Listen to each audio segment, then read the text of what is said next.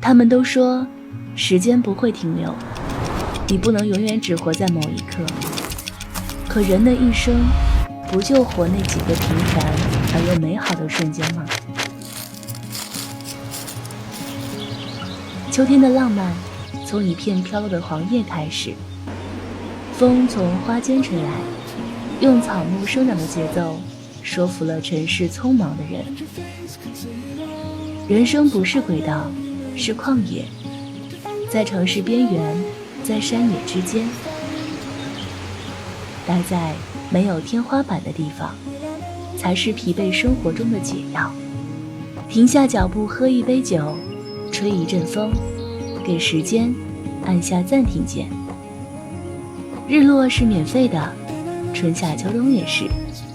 夏天的遗憾一定会被秋风化解。